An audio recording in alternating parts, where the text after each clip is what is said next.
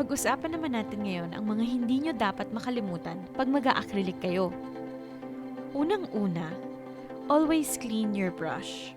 So dapat laging malinis ang brush natin. Isa sa mga nagiging problema ng mga acrylic technicians ay ang pagkasira ng brush nila. Minsan, hindi nila namamalaya na may tumigas na pala sa brush. Pag sira ang brush, hindi tayo makakagawa ng magandang acrylic extensions or acrylic 3D. Paano nga ba natin maiiwasan mangyari ito? So tip 1 para sa tip number 1 natin. Masanay kayo pag nagsisimula pa lang kayo mag-acrylic ay naglilinis na kayo ng brush nyo. Masanay din kayo pag natapos na ang surface nyo maglinis din kayo ulit ng brush. Ang original Kulinski brushes ay nasa 1,000 pesos pataas. Kaya dapat iingatan natin ito. Ang brush na gamit ko ay nasa 7 years old na. So kung kaya kong ingatan ng brush ko, kayang-kaya nyo rin.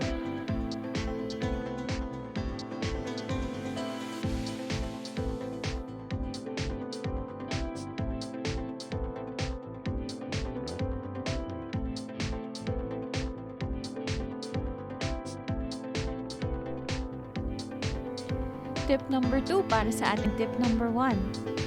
So every time na gagamitin nyo ang brush nyo, ipunas nyo ito sa paper towel at isawsaw sa monomer. Bago nyo siya gamitin muli sa kuko. So ang acrylic ay dumidikit sa acrylic, which means pag may natirang acrylic sa brush, kakapitan ito ng acrylic na nasa kuko na. So tandaan, dip brush sa monomer, pick up bead, i-apply sa kuko, punas sa paper towel, balik sa monomer, at pantayin natin ang kuko. Masasanay din kayo.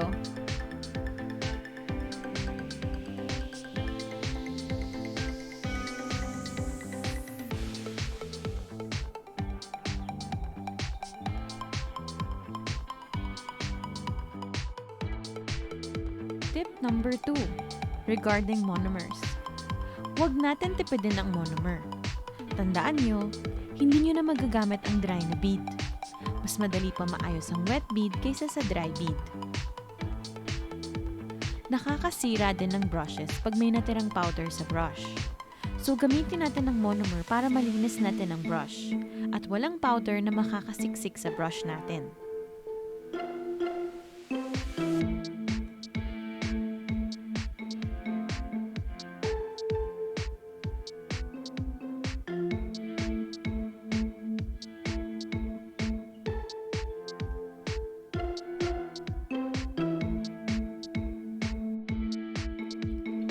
Tandaan, ang monomer na gamit na ay hindi na binabalik sa lalagyan. Magkakaroon ng cross-contamination if ibabalik nyo pa sa lalagyan ng monomer na gamit na. Masisira lang ang monomer nyo. Kung powdery na ang monomer nyo, huwag nyo na rin siyang gamitin kasi hindi na siya kasing effective ng malinis na monomer. Mapapansin nyo, mas madali nang bumagsak ang mga beads na gagawin nyo. Nakakasira din ito ng brush.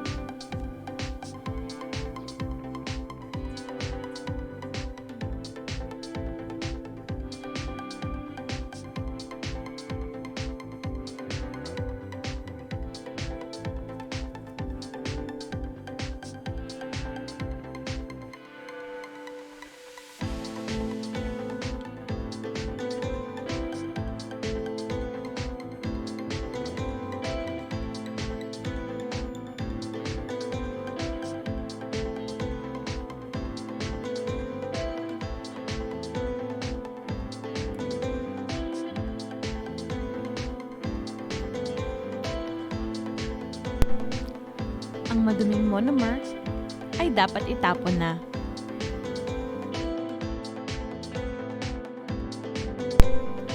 Nagkakaroon ng chemical reaction pag minimix natin ang monomer at ang polymer natin. Ang nangyayari ay nagsasama si monomer at polymer kaya nagpo-polymerize sila. Ang mga brand ay pinerfect na nila ang mga mixture ng powders at liquid nila, kaya baka ibang reaction ang mangyari kung magkaibang brand ang gagamitin nyo. So ano nga ba pwedeng mangyari if hindi magkaparehas yung brand?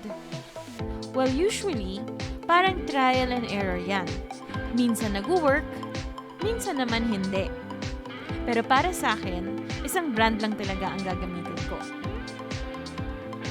If magkaiba ang brand na ginamit nyo, pwedeng hindi maging ganon ka-strong ang enhancement na gagamitin nyo. Pwedeng manilaw or mag-iba yung kulay, or pati yung tigas ng acrylic na gagamitin nyo, or yung gagawin nyo ay iba na rin. So, mas maganda isang system lang talaga ng acrylic ang gagamitin nyo.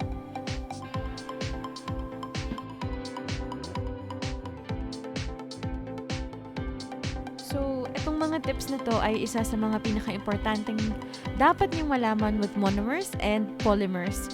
So anyway, if you have any questions, just let me know. Send me a message or comment below.